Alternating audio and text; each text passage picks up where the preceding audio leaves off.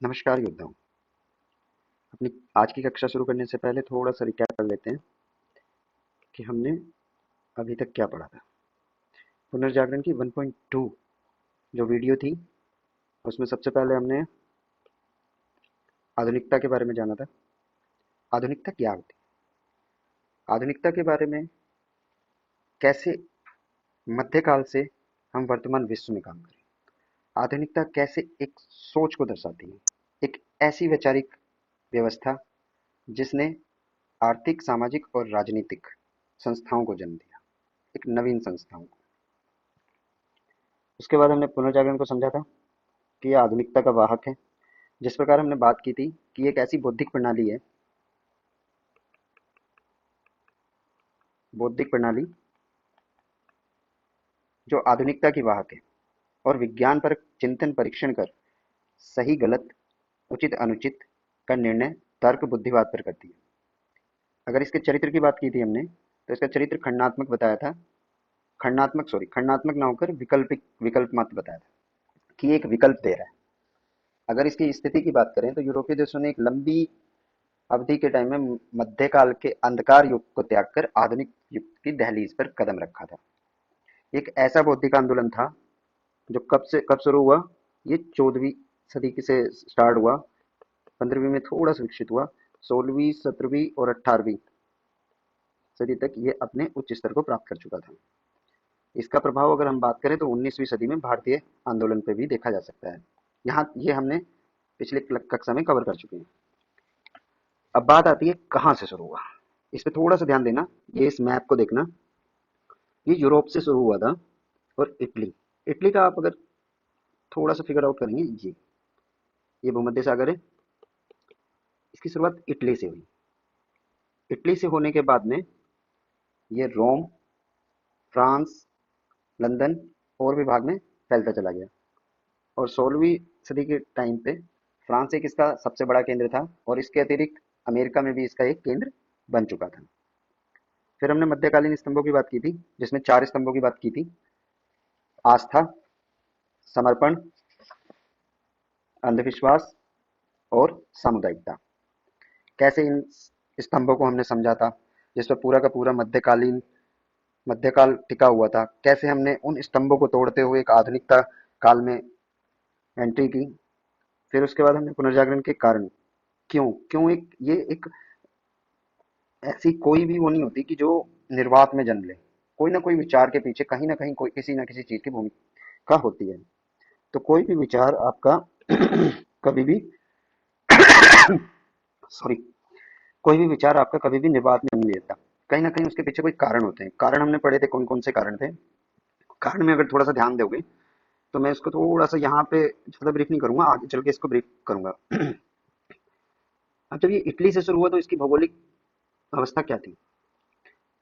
समुद्र था चारों ओर। तो समुद्र होता है तो वाणिज्यिक और व्यापार में बहुत सफलता मिलती है। वाणिज्यिक व्यापार एक उच्च स्तर पे प्राप्त करता है, जिससे मुद्रिक अर्थव्यवस्था, आपकी आर्थिक स्थिति मजबूत हो जाती है, जिससे इसके शहरों का विकास हुआ। अगर आप देखेंगे, ये स्टार्ट तो फ्लोरेंस से हुआ था जाके। और यहाँ देखिए मिलान इसका सिटी है। ये आपका रोम, वेनिस, ये बड़े बड़े शहरों का निर्माण हुआ। जब शहर बन गए तो शहर बनने के बाद में एक मध्य वर्ग की भी उत्पत्ति हुई, शहरी वर्ग बना। अब मध्य वर्ग क्या था? मध्य वर्ग वही था जो सामंत काल टाइम में जिसने निरंकुश राजाओं को राज करने में सहायता करी। लेकिन मध्य वर्ग जैसे हम बात करें, मध्य वर्ग काम तो सभी जगह कर रहा था, लेकिन वो क्या था, कहीं कुलीन वर्ग में या उसको कोई अदर से एक्स्ट्रा विशेषाधिकार कहीं नहीं मिल रहे थे। विशेषाधिकार कौन ले रहा था? चर्च लिए बैठे थे, कर्म कांडों के आधार पे, धर्म के आधार पे, आस्था के आधार पर। और बड़े बड़े जमींदार, सामंतवाद जो सामंती थे, वो सारे के सारे अपने कुलीन ना तो कर देते थे, और नियुक्तियों का अधिकार भी उन्हीं के पास था। और कर देने का काम किसका था? मजदूर का और किसान का। चलिए, ये इटली से प्रारंभ हुआ, मैंने बताया। इटली की स्थिति अगर देखेंगे आप, एक तो वहाँ मध्य वर्ग हुआ, शहरी वर्ग हुआ। शहरी वर्ग जो होता है वो थोड़ा सा रूढ़िवादिता को नहीं मानता। और इसकी स्थिति क्या थी? अगर भौगोलिक स्थिति होगी हमारी, रूढ़िवादिता जो इसने लिया नहीं। गौथिक कला कभी वहाँ प्रचलित ही नहीं हुई। यानी मध्यकाल की जितनी भी जो स्तंभ थे वो वहाँ कभी भी ग्रेविटी में नहीं गए, कभी हैवी नहीं हुए। जब हैवी नहीं हुए तो फिर कहीं ना कहीं ये एक्सेप्ट कर रहे थे चीजों को। चलिए, ये मैं रिवीजन करा रहा हूँ, नॉर्मली आप ऑलरेडी पढ़ चुके हैं। पुनर्जागरण की अभिव्यक्ति का माध्यम क्या था? अब अभिव्यक्ति के माध्यम सबसे इंपॉर्टेंट बताया था मैंने, इसमें साहित्य था। साहित्य में क्या किया गया, इन्होंने भाषा का प्रयोग किया गया, क्षेत्रीय। क्षेत्रीय भाषा का प्रयोग इसलिए, वो क्लासिकल लैंग्वेज यूज कर सकते थे, लेकिन फिर भी उन्होंने क्षेत्रीय भाषा का प्रयोग इसलिए किया क्योंकि एक राज्य का जो निर्माण करना था वो राष्ट्र के आधार पर करना था। लोकल लैंग्वेज में आप लिखोगे, जिससे जर्मन, फ्रेंच, स्पेनिश, ये लैंग्वेजों का विकास हुआ, उत्पन्न हुई। धीरे धीरे चीजें क्या हुई कि आम जनता के लिए समझ में आने लगी, क्योंकि आप अगर क्लासिकल लैंग्वेज लिख रहे हो तो एक उच्च वर्ग के लिए ही समझ में आएगी, जो पढ़े हैं, जो हाई क्लास के लोग हैं, जो कुलीन वर्ग हैं। अगर आप आम भाषा में लिखते हैं कहीं भी चीज, जैसे मैं आपको बताऊं, अगर कोई चीज समझानी हो तो आप एक नॉर्मल लैंग्वेज में आप समझाइए। लेकिन भाषा और शैली की यूपीएससी में, मैं मजाक नहीं कर रहा, यूपीएससी में आपको संस्कृत निष्ठ ही लिखना पड़ेगा, जो उसकी डिमांड है। चलिए, साहित्य के माध्यम से इन्होंने किया, कला के माध्यम से किया। आपका कला में भी आपका चित्रकला अगर बात करें, पेंटिंग्स जो थी, पेंटिंग्स की बात की थी हमने। एक तो विंची की पेंटिंग की बात की थी, और माइकल एंजेलो की बात की थी। साहित्य में हमने बात की थी किस किस की, आपको भी याद होगा ना।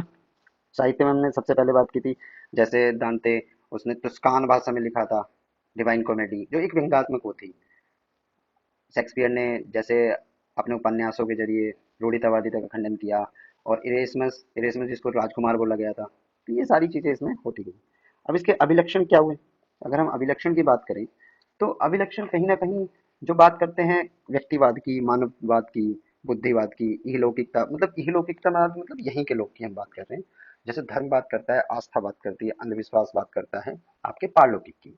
यहाँ बात हो रही है इसी लोग की। राष्ट्रवाद की बात आ गई, एक नया दृष्टिकोण आया जिसमें पुरानी संस्थाओं का खंडन करते हुए हम नई संस्थाओं की ओर बढ़ रहे थे।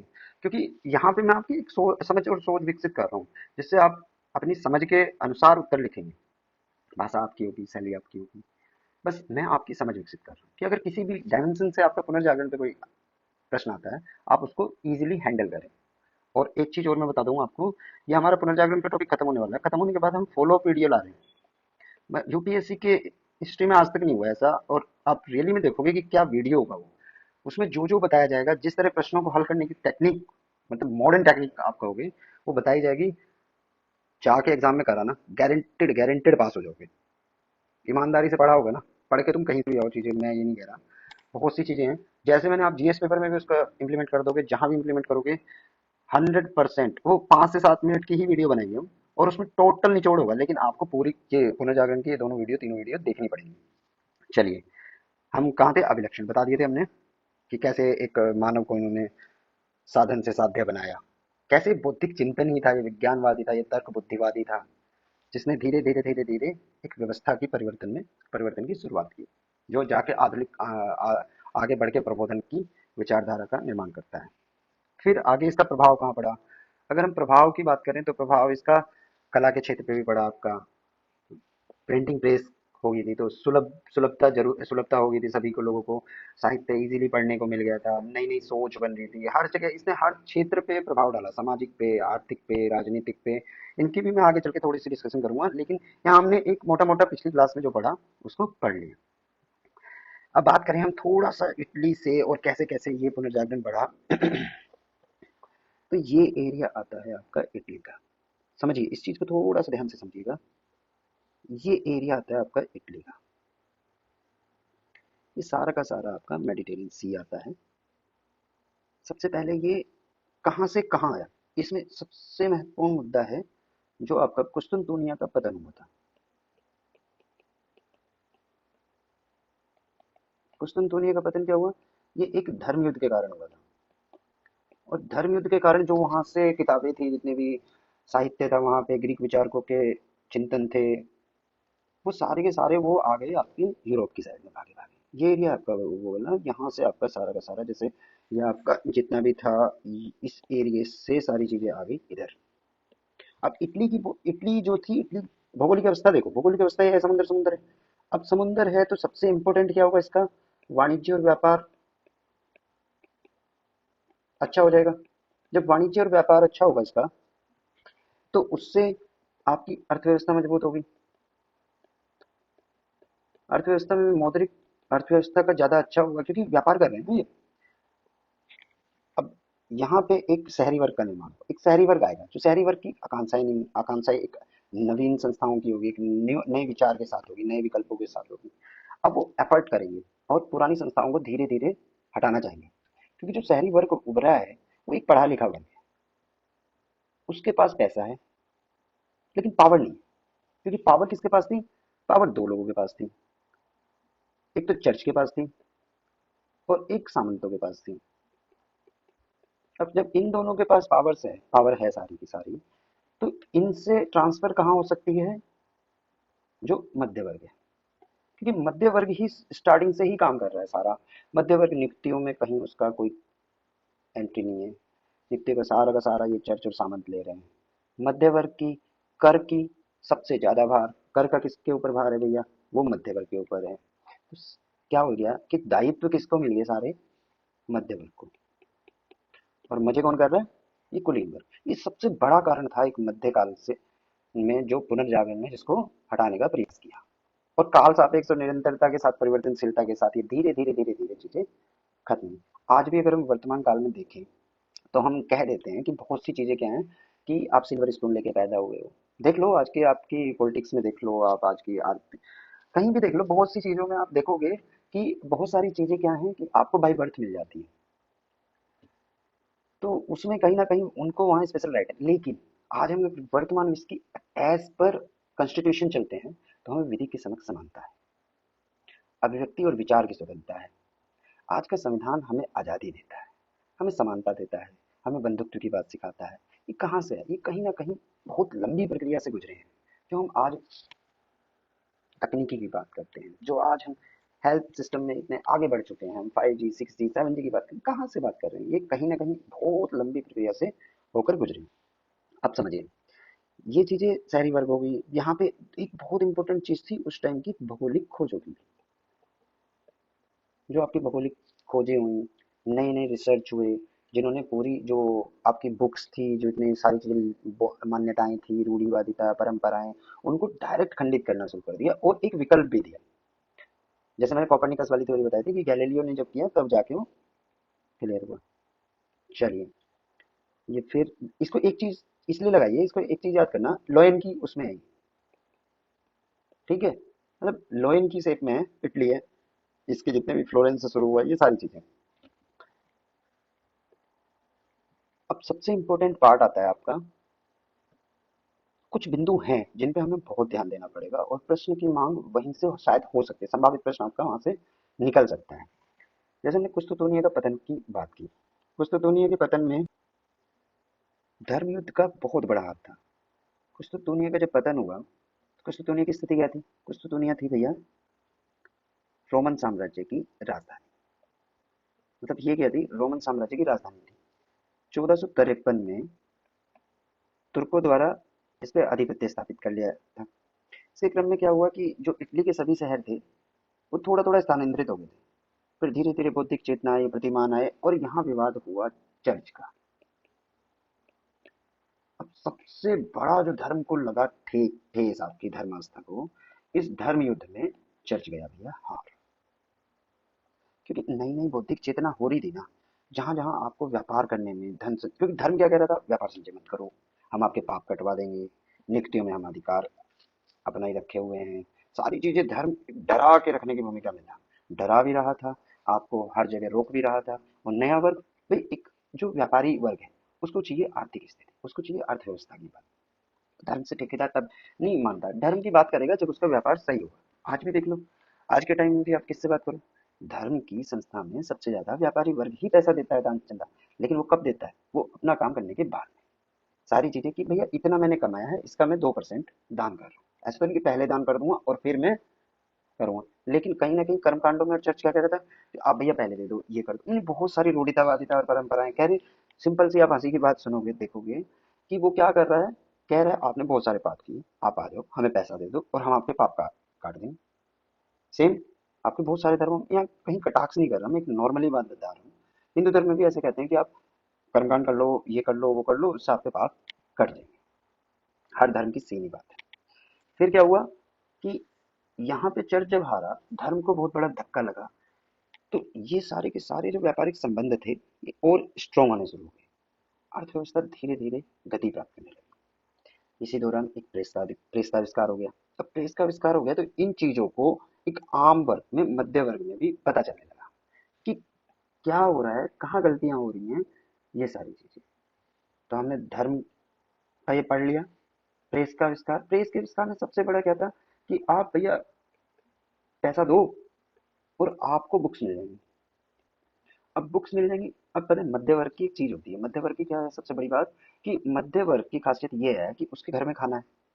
उसको ज्यादा ऐसा नहीं है कि किसान मजदूर के साथ में अगर आज वो काम नहीं करेगा तो उसको खाना नहीं मिलेगा। जो आज भी मिडिल वर्ग, मिडिल क्लास में है, उनका काम चल जाता है, महीने को तनख्वाह आती है, पूरा महीना चलता रहता है। ना वो हायर में है ना वो लोअर में है। तो वो क्या करेंगे, जो खाली दिमाग होता है ना, जब उनको प्रेस आई और बुक्स मिल गई। बुक्स कहाँ आई थी? बुक्स कुछ तो दुनिया के पतन के बाद में यूरोप में आई थी।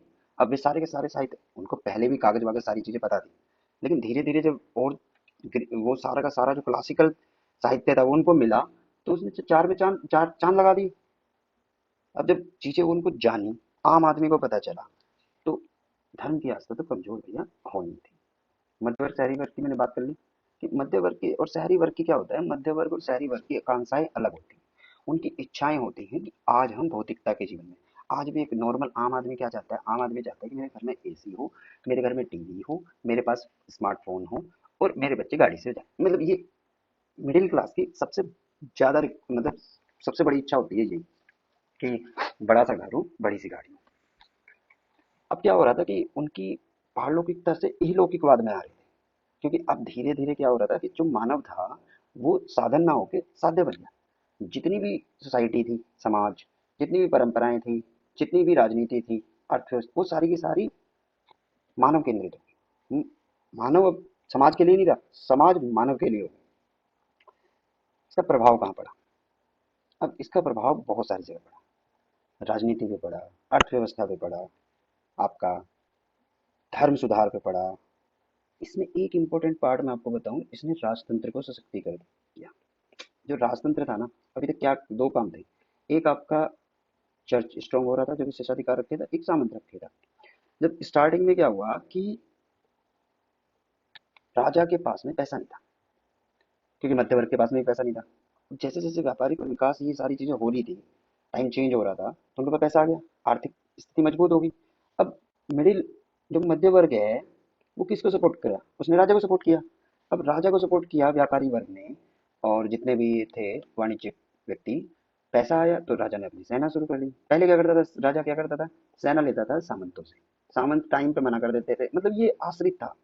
तो ये पावर में नहीं आ सकता था, क्योंकि सबसे बड़ी चीज होती है सैन्य शक्ति। और सैन्य शक्ति कहाँ से आती है? आर्थिक शक्ति से। समझ रहे हैं इन चीजों को? मतलब एक कॉन्सेप्ट बना रहा हूँ मैं आपको, इसमें ध्यान रखना। अब यहाँ पे क्या हुआ, यहाँ से उसको पैसा आना शुरू हो गया, तो इसने अपनी सेना रखनी शुरू होगी। तो जब सेना रखनी शुरू होगी तो इनके विशेषाधिकारों पे प्रश्न चिन्ह लगना तय था, जिसमें इसको भी फायदा था और इसको भी फायदा। तो यहाँ पे कहीं ना कहीं निरंकुश राजतंत्र की उत्पत्ति होनी शुरू हुई। समझे ये चीज? मानवतावाद मैंने पहले बता दिया था, थोड़ा सा समझ लेना कि मानवतावाद वही है कि मनुष्य केंद्रित हो गया। पारलौकिक चीजों से हम हटके इहलौकिक चीजों में आ गए, कि हम अपना स्वर्ग यही है, हमारा नर्क यही है। हम भौतिकता की बात करने लगे, हम फैसिलिटीज की बात करने लगे, तो यही सारी चीजें आ गई।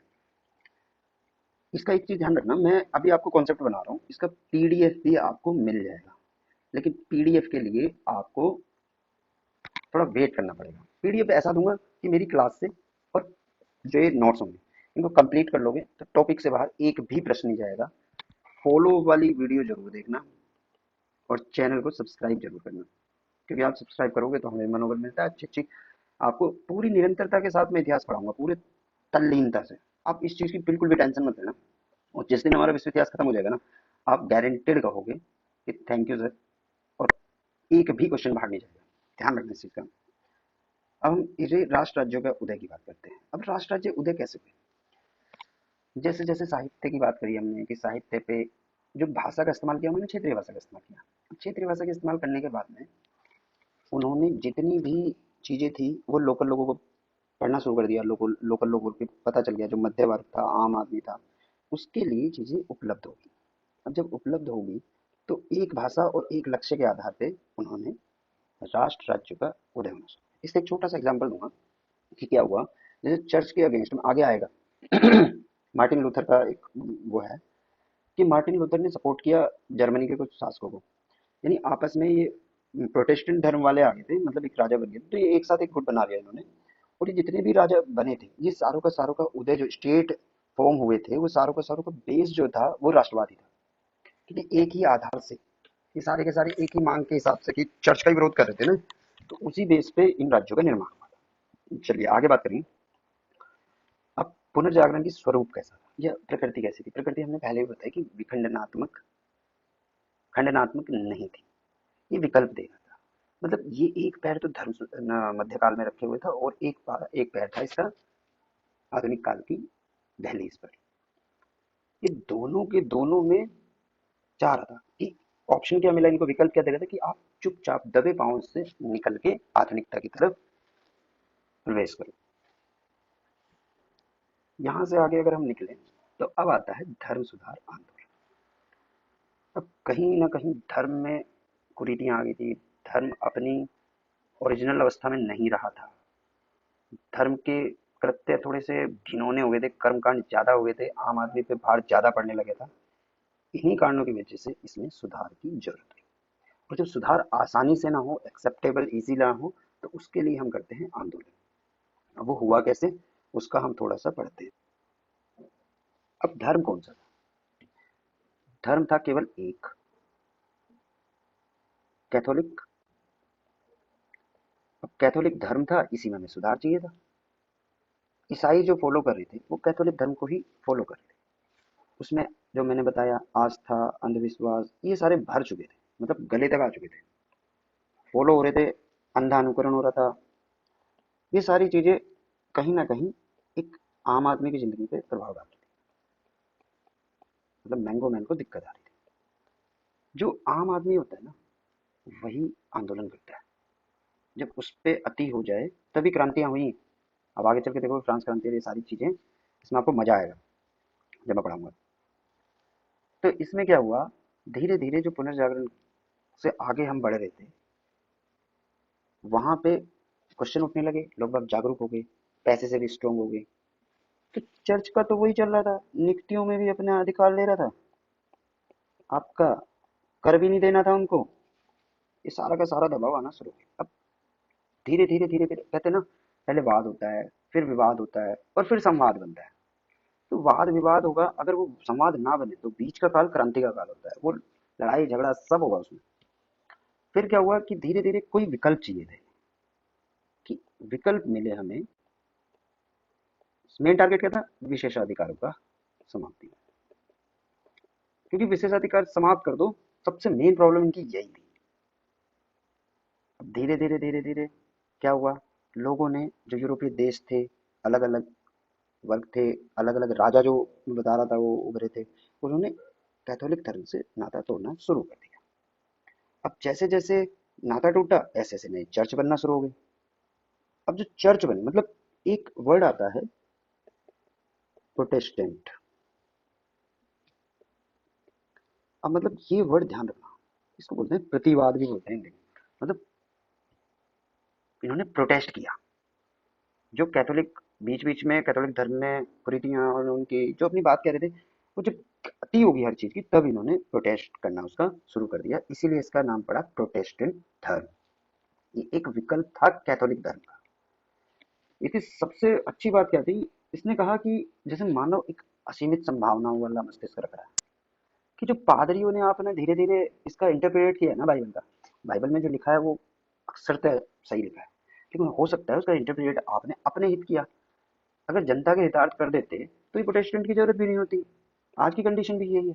तो वो जब उन्होंने अपने हितों में सारी चीजें कर ली, अपने विशेषाधिकार रख लिए, अपनी चीजें, लोग पर आम आदमी तंग होने लगा, तब ये प्रोटेस्टेंट धर्म आया। लूथर किंग एक ऐसा आदमी था, उसने कहा, मार्टिन लूथर ने कहा कि आप पढ़े लिखे हो, आप समझदार हो, पुनर्जागरण का काल चल ही रहा था, आप इसकी व्याख्या खुद करना शुरू कर दो।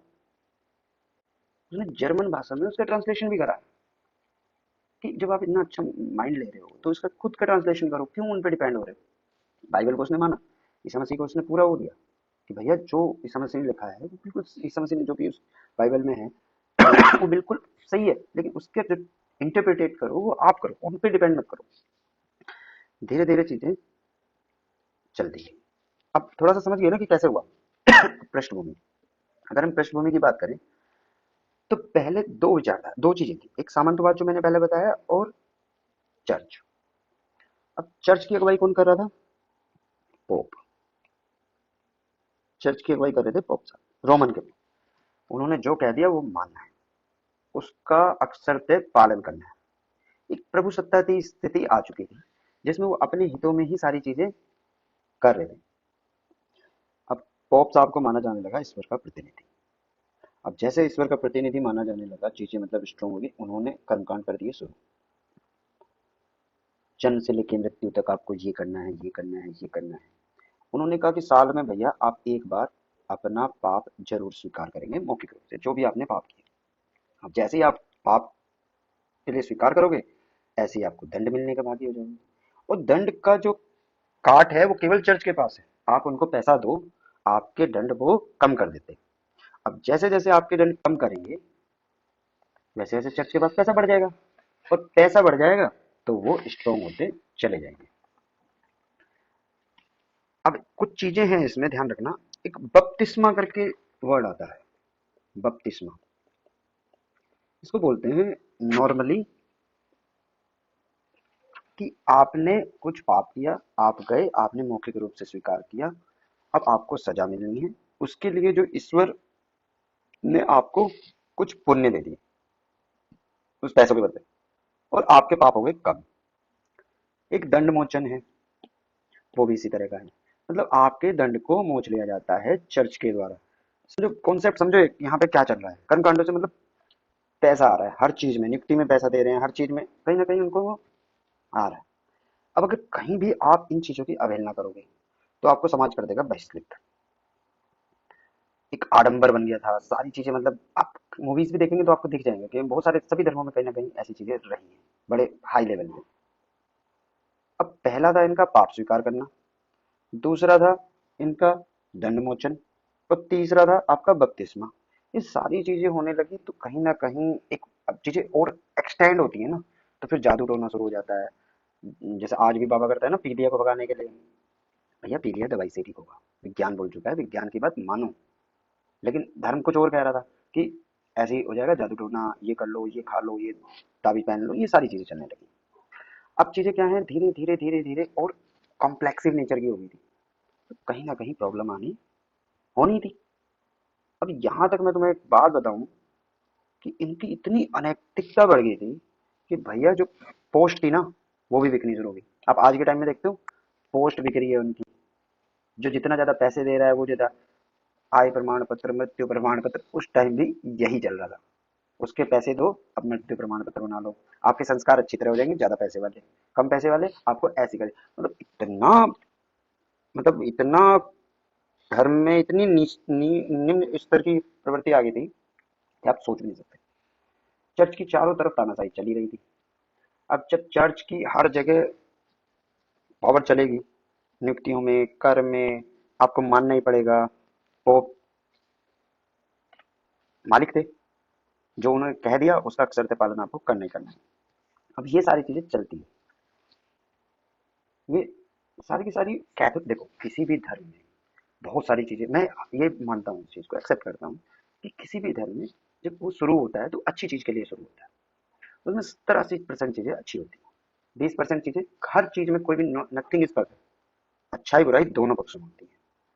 अब धीरे धीरे जैसे काल सापेक्ष और देश सापेक्ष के हिसाब से चीजें बदलती हैं, तो उसमें कुछ अशुद्धियां आ जाती हैं समय के अनुसार। या तो उन सब अशुद्धियों को ठीक कर लो, या आप वर्तमान की समय के हिसाब से जीना शुरू कर दो। उसमें थोड़ा थोड़ा निरंतरता के साथ परिवर्तन, ये पता है हिस्ट्री की पैट लाइन है, और हमेशा हर जगह फिट होती है। निरंतरता के साथ परिवर्तनशीलता। आपका पता है 0.5 मार्क्स बढ़ा देगा जहां लिख दोगे और इसको समझा दोगे। तो आपको निरंतरता के साथ परिवर्तनशीलता में ही रहना है। पुनर्जागरण की थीम यही है कि ये मध्यकाल में भी बना रहा और आधुनिकता की दहलीज पर भी एकदम रख लिया। चलिए, तो धीरे धीरे चीजें ऐसे होनी शुरू हुई।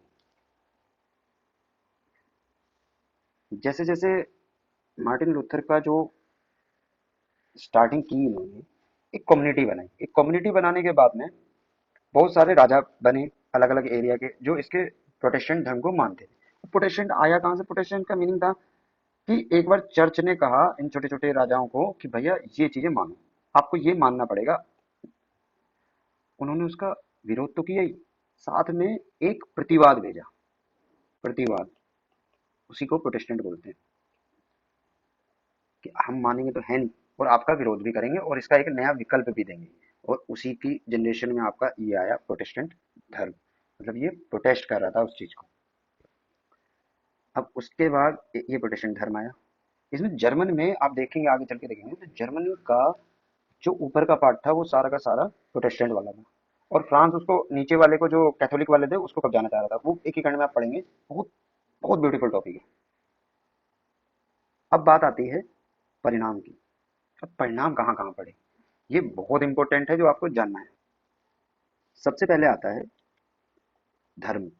धर्म का क्या हुआ, धर्म पे क्या प्रभाव पड़ा। अब जब धर्म सुधार आंदोलन के दौर में प्रोटेस्टेंट चर्च बढ़ रहा था, राष्ट्रीय चर्चा का मुद्दा बन चुका था, और जो आज तक कैथोलिक धर्म की, ईसाई धर्म की, एक, क्योंकि वो तो एक ही धर्म मान रहे थे ना, उसकी एकता खंडित होने लगी। तो इसका कहीं ना कहीं सकारात्मक प्रभाव पड़ा। धार्मिक सहिष्णुता बढ़ी, अलग अलग संप्रदाय में एक आपसी शांतिपूर्ण व्यवस्था बनी, लोग एक दूसरे से भावनाओं से जुड़े। ये पहले तो एक ही था, अब नया विकल्प आता। चीजें क्या होती है, डेवलप कर दी। ऐसा नहीं होता कि घर, देखो घर का विभाजन जब होता है, मैं तुम्हें एग्जांपल दूंगी, वो कहीं ना कहीं एक डेवलपमेंट की ओर भी इशारा करता है। ऐसा नहीं होता कि भाई एक फादर के दो बेटे, उनको जितना जल्दी आप अलग अलग चीजें दे दोगे वो उतना ही डेवलप करेंगे ना। तो एक पॉजिटिव थिंक भी देखनी चाहिए। अब इन प्रवृत्तियों ने क्या किया, धर्मनिरपेक्षता का सिद्धांत यहाँ पे दिया। मतलब हमें यहाँ से धर्मनिरपेक्षता का सिद्धांत मिल गया। ये आपके संविधान में सेक्युलर वर्ड आता है, बहुत इंपॉर्टेंट वर्ड है। अब आपको पता चलेगा ना कहाँ से आया, कहाँ से आया। ये इसी का परिणाम था, जो पुनर्जागरण धर्म सुधार। राजनीतिक परिणाम क्या हुए, जो अब धर्म में रूढ़ितावादिता और ये सारी चीजें बहुत कम होगी। खत्म तो आज भी नहीं हुई है, लेकिन बहुत सारी कम होगी। मानव थोड़ा सा, जो आम आदमी था उसका जीवन थोड़ा सा सहज हो गया, एक्सेप्ट करने लगा। अब आप एक मैं बहुत इंपॉर्टेंट चीज यहाँ बताना चाहूंगा। आप एक चीज देखो, प्रोटेस्टेंट इन्होंने कब किया, 400-500 साल पहले। और हमारे अगर धर्म की बात करें, हमारी सभ्यता संस्कृति की बात करें, आप उसको देखो कि हड़प्पा वैदिक कितने कर्मकांड चल रहे थे, क्या क्या चीजें चीज, वो भी वहां भी धर्म थोड़ा सा सड़ चुका था। और जब जैन आए, जैन महावीर जैन आए, महात्मा बुद्ध आए, बहुत सारे संप्रदाय आए, उन्होंने विरोध किया, वो भी तो प्रोटेस्ट कर रहे थे उस टाइम। मतलब वो कितनी पहले उस चीज को समझ गए, और ये आज कह रहे हैं। और आज ये, मतलब बहुत सारे इतिहासकार कहते हैं कि आधुनिकता किसने सिखाई, आधुनिकता ब्रिटिश वालों ने सिखाई। यार कोई ना कोई तो एक वो होना चाहिए ना। तो इसलिए इतिहास को हमेशा आप तथ्यों और तर्कों के आधार पे ही पढ़ेंगे। मैं आपको सिखा दूंगा, मतलब ऐसा सिखा दूंगा, मतलब हर चीज में निष्पक्ष हो जाओगे, न्यूट्रल की तरह सोचोगे, और चीजें नई निकल के आएंगी। वाद विवाद और फिर संवाद निकलेगा। मार्क्स का सिद्धांत है, आगे चल के बताऊंगा। चलिए, अब राजनीतिक परिणाम क्या हुए इसके भाई। पॉलिटी पे भी तो कुछ ना कुछ प्रभाव पड़ा होगा इसका। अब एक राजतंत्र का निर्माण हुआ, बहुत इंपॉर्टेंट है। आज तक क्या चल रहा था, मैंने आपको थोड़ा सा इसको बता दिया था कि पहले तो दो ही थे आपके, चर्च और सामंत। अब एक ऐसी राजतंत्र का निर्माण हुआ जिसके पास अपनी सेना रख सकता था, क्योंकि मध्य वर्ग, व्यापारिक वर्ग, वाणिज्य वर्ग उसको साथ दे रहा था, उसको पैसा दे रहा था, उसकी आर्थिक स्थिति से मजबूत कर रहा था। वो अपनी सेना रखने लगा। अब जब अपनी सेना रखने लगा तो वो स्ट्रांग हो गया। जैसे जैसे स्ट्रांग हो गया तो वो निरंकुशता की ओर बढ़ा। ये बहुत ही टर्निंग पॉइंट था। अब जैसे जैसे चर्च के ये सारे विशेषाधिकार धीरे धीरे चेंज होने लगे, तो राजा और पावरफुल होने लगा। और यही चीजें इन्होंने चेंज की। जो राज्य के निर्माण हुए वो सारे राष्ट्रवाद पे थे, ये चीज देखिए। अब बात करते हैं आर्थिक पक्ष की। थोड़ा सा पेज हो गया, वो हो गया, मैं मतलब एक स्टोरी की तरह सुनाऊंगा तो ऐसे ही समझ में आएगा ना। अब आर्थिक परिणाम क्या हुए, आर्थिक परिणाम, पूंजीवादी व्यवस्था। अब धन संचय की बात जो चर्च कर रहा था, अब ये धन संचय कर सकते थे। अभी धन संचय भी कर रहे हैं, अब भौतिकता की बात कर रहे हैं, अब डेवलपमेंट की बात कर रहे हैं, अब विज्ञानवाद की बात कर रहे हैं, अब तर्कवाद की बात कर रहे हैं। तो जैसे जैसे ये चीज डेवलप्ड हुई, व्यापार बढ़ा, वाणिज्य बढ़ा। आपने सुना होगा कि समुद्र से यात्रा करना पहले वो माना जाता गलत था, हमारे यहाँ भी लिखा है। लेकिन जब तक आप समुद्र से यात्रा नहीं करोगे, आप विदेशों से व्यापार नहीं करोगे, विदेशों से व्यापार नहीं करोगे तो डेवलपमेंट नहीं करोगे, डेवलपमेंट नहीं करोगे तो आप कहीं ना कहीं अर्थव्यवस्था में पीछे छूट जाओगे। अब बात आती है समाज पे। पता है ये कॉन्सेप्ट हमेशा याद रखना कि प्रभाव इन्हीं पक्षों पे पड़ेगा। आपको समझना है, एक कॉन्सेप्ट तैयार करना है कि कैसे कैसे होगा। पक्ष यही रहेंगे, राजनीतिक पक्ष, सोशल पक्ष, आपका सामाजिक पक्ष, आपका इकोनॉमिकल पक्ष, आपका कल्चरल पक्ष। आपको यही सारे पक्षों पे ध्यान देना है कि धर्म पे क्या प्रभाव पड़ा, संस्कृति पे क्या प्रभाव पड़ा, इन्हीं चीजों पे। अब समाज पे क्या पड़ा, समाज पे पहले क्या हो रहा था, पहले आस्था अंधा अनुकरण ये हो रहा था, लेकिन जब धर्म सुधार आया तो दो वर्ग भिड़े, लड़ाई हुई, रक्त रंजित हुआ, लड़ाइयाँ हुई, बहुत सारे लोगों ने अपनी जान दी। अब इससे कहीं ना कहीं एक दोनों वर्गों में वैमनस्यता, एक दूसरे के प्रति घृणा की भावना उत्पन्न हुई। क्योंकि पहले क्या था, पहले चर्च का नियंत्रण था, एक ही धर्म था, लड़ना था नहीं, चर्च की माननी थी, निरंकुशता थी। अब एक्चुअल में स्टार्टिंग में कहीं भी निरंकुशता नहीं थी, कोई इतना पावरफुल नहीं था, ना चर्च रहा, ना राजा रहा, ना मध्य वर्ग तो कभी हुआ ही नहीं, और ना ही सामंत रहा। तो वो लड़ाइयाँ और वो सारी चीजें ज्यादा स्तर पे बढ़ गई थी। अब बहुत ज्यादा अब ऐसा होने लगा, जैसे जैसे चर्च कमजोर हुआ तो ये एक शादी कराने वाला हो गया कि शादी करा लो, कर्मकांड थोड़ा सा करा लो, जिसको जो कराना है वो उसका, मतलब एक विकल्प मात्र आपका रह गया। तो निष्कर्षतः अगर इस पे बात करें तो समाज पे नेगेटिव इम्पैक्ट पड़ा एक एक पक्ष में, दो वर्गों के बीच में वर्ग संघर्ष की उत्पत्ति ज्यादा हुई। अब last but not the least, culture पे क्या प्रभाव पड़ा। कल्चर की बात करें हम, क्षेत्रीय भाषाओं को मान्यता मिल गई थी, क्षेत्रीय भाषाओं में लिखे जा रहे थे, आम आदमी सीखने लगा, और नए नए साहित्य आए। मैंने बताया था ना, मार्टिन लूथर ने बाइबल का अनुवाद जर्मन भाषा में कराया था। तो ऐसे बहुत से साहित्यों का धीरे धीरे ट्रांसलेशन होना शुरू हो गया। अब ये है इस पूरी की पूरी वीडियो की जान। ध्यान से सुनना, ध्यान से देखना। ये हमारी फॉलो अप वीडियो आएगी यूपीएससी के इतिहास में और यूपीपीसीएस के। इसको देखोगे ना, मजा आ जाएगा। मेंस को लिखें कैसे। पुनर्जागरण हमारा खत्म हो गया। पुनर्जागरण पे जितने भी क्वेश्चन आएंगे मैं उनका सार बताऊंगा। ये लिखा ना, आपके नंबर कहीं नहीं कटेंगे। ऐसे लिखा ना, कहते हैं ना मैजिक नहीं होता, मैजिक दिखाऊंगा इसमें फॉलो वीडियो में, रियली में मैजिक होगा। लेकिन पहले ये तीनों वीडियो देख लेना, जिस दिन एग्जाम होगा उससे मेरी सारी की सारी पहले फॉलो वीडियो देख लेना। आपको बहुत कम समय में पूरा का पूरा रिवीजन होगा। याद रखना, रिवीजन बोलता हूँ मैं, कभी भी रिपीटेशन नहीं बोलता। इसको एक दिन समझाऊंगा अगली वीडियो में, उससे अगली वीडियो में, कि रिपीटेशन और रिवीजन में क्या अंतर, बहुत बड़ा अंतर होता है। नई नई चीजें सिखा दूंगा, मतलब मजा आएगा। बहुत बड़े दृष्टिकोण के साथ में एक न्यू वे, और मानोगे आपकी वरदान होगा। तो इस फॉलो वीडियो को मत भूलना, ठीक है। और मेरी सारी वीडियो आप लास्ट तक देखा करो, और अच्छी लगे तो इसको लाइक भी कर दो, शेयर कर दो, सब्सक्राइब कर दो। ये आप पे काम तो है ना, अच्छी अच्छी शेयर करोगे, सब्सक्राइब करोगे। चलिए इसी के साथ थैंक यू वेरी मच। हाँ एक चीज, एक सेकंड रुकिए। आपका सबसे इंपॉर्टेंट काम तो रह गया, आपको मुझे लिखवाना है। आप, मैं कुछ लिखवा रहा हूँ अभी, वो लिख लीजिए, जल्दी लिखिएगा। वो आपका नोट्स भी तैयार होंगे ना, वो क्लास नोट्स में आपने जो मैं बोला वो सारा नोट करते रहिए। मैं कुछ एक सिस्टमेटिक में आपको लिखवा लिखवा रहा हूँ, उसको लिख लो। और पीडीएफ में जो नोट्स दूंगा ये कंप्लीट करके आपका पुनर्जागरण को खत्म कर देगा। चलिए लिखिए, क्योंकि जब तक आप लिखेंगे ना, आपने पढ़ा सुना, कुछ दिनों बाद भूल जाता है आदमी। एक सिस्टमेटिक लिखा होगा ना, एक स्टोरी इसी में, और हम तो कहानियों के स्पेशलिस्ट वैसे भी हैं, तो अच्छा रहेगा। चलो स्टार्ट कीजिए।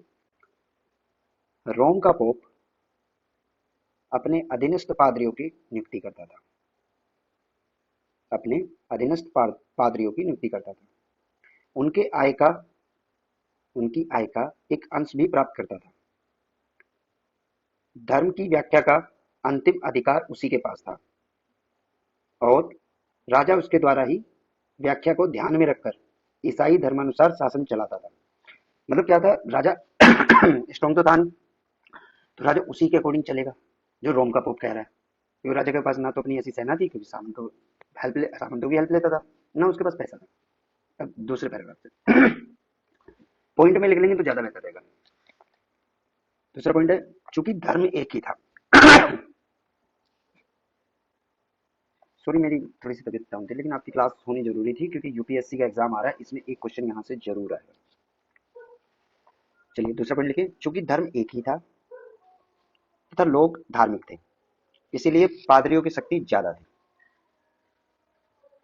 कोमा इसके अंतर्गत ईसाइयों को बाइबल का पाठ पढ़ाया गया। साथ ही उन्हें यह भी कहा गया कि उन्हें विभिन्न संतों पादरियों ने धर्म की जो शिक्षा दी है उसका अक्सरते पालन करना चाहिए, उसका अक्सरते पालन करना चाहिए। इस क्रम में ईसाइयों को यह बताया गया, इस क्रम में थोड़ा तेज तेज लिखिए, ईसाइयों को यह बताया गया कि मनुष्य को यदि स्वर्ग प्राप्त करना है तो उसे चर्च के द्वारा ईसाई धर्म के लिए तय किए गए नियमों का अनुपालन करना पड़ेगा। जो कर्मकांड बताए गए हैं उसका अक्सरते पालन करना पड़ेगा, अर्थात स्वर्ग की प्राप्ति विश्वास मात्र से नहीं होगी। विकल्प दे दिया कि नहीं होगी, स्वर्ग जाना है तो ऐसे नहीं जाओगे। चलिए, स्वर्ग की प्राप्ति ऐसे नहीं होगी। इसी के साथ पादरियों ने पाप कटाने वाले नियम के तहत पाप कटाने वाले नियम के तहत कैथोलिक अनुयायी से धन वसूलना शुरू कर दिया, अर्निंग शुरू हो गई उनकी। कैथोलिक धर्म अनुयायियों से धन वसूलना शुरू कर दिया।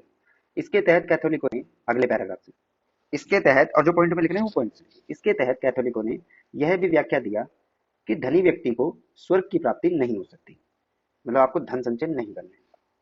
धर्म की यह व्यवस्था नैतिकता, बौद्धिक, पूंजीवादी और राजनीतिक विकास के विरुद्ध, राजनीतिक विकास के विरुद्ध लिखिए, राजनीतिक विकास के विरुद्ध पुनर्जागरण से विकसित बुद्धिवादियों को अनुचित लगती थी। मतलब जो नए वर्ग का आदमी है वो तो मानेगा नहीं। आम जनता के लिए भी यह व्याख्या या यह व्यवस्था अनैतिक ही लग रही थी। इसीलिए लोगों का विश्वास अब प्रश्न उठाने लगा, अर्थात संदेह में बदलने लगा कि कहीं ना कहीं गलती होती है। अगला पॉइंट लिखिए, 1517 में, धर्मसार पे उस पर लिखा रहा हूँ, बन जाएगा आपकी कॉपी में।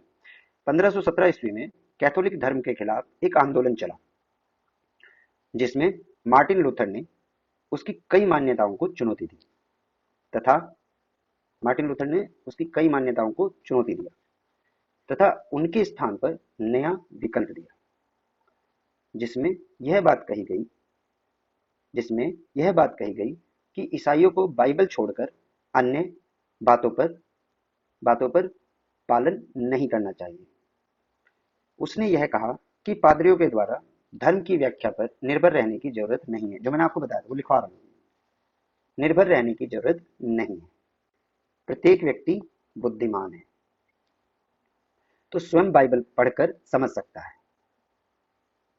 नेक्स्ट, इसी जीवन में की गई पापों की सजा इसी जन्म में मिलेगी।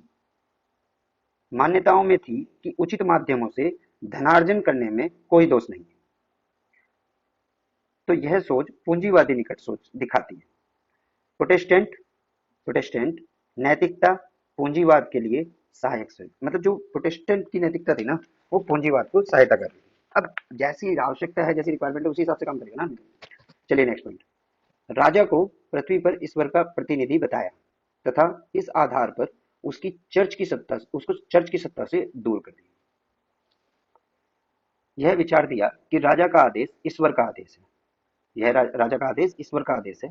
Next point, Martin Luther, bracket में जर्मनी कर लो, के द्वारा चलाया गया प्रोटेस्टेंट धर्म, कैल्विन नाम है कुछ,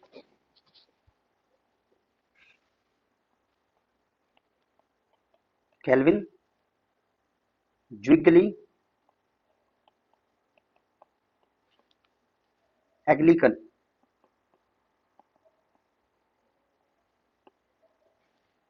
ये इंग्लैंड के माध्यम से आगे बढ़ा।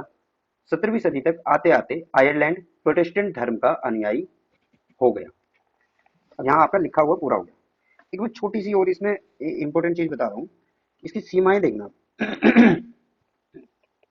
कुछ सीमाएं भी तो रही होंगी, तो आपका ये टॉपिक पूरा का पूरा कंप्लीट।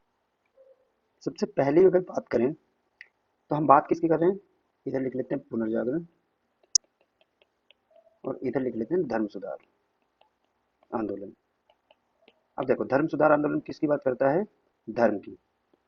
और पुनर्जागरण में तो धर्म की आस्था की कहीं कोई बात ही नहीं करता, ये बात करता है विज्ञान की, ये बात करता है तर्क की।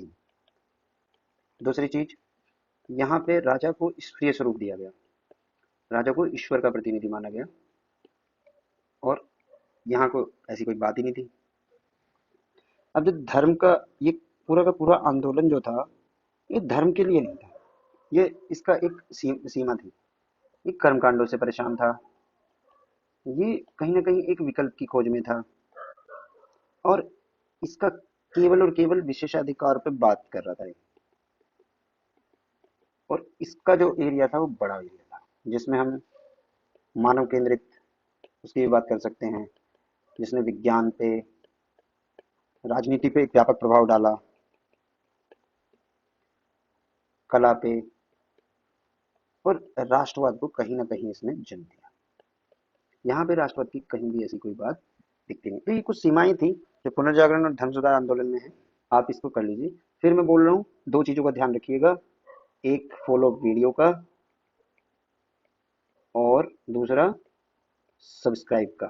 सब्सक्राइब करोगे, शेयर करोगे, तभी चीजें फायदे की। चलिए, धन्यवाद। योद्धाओं, योद्धा हो आप, यही रणभूमि है।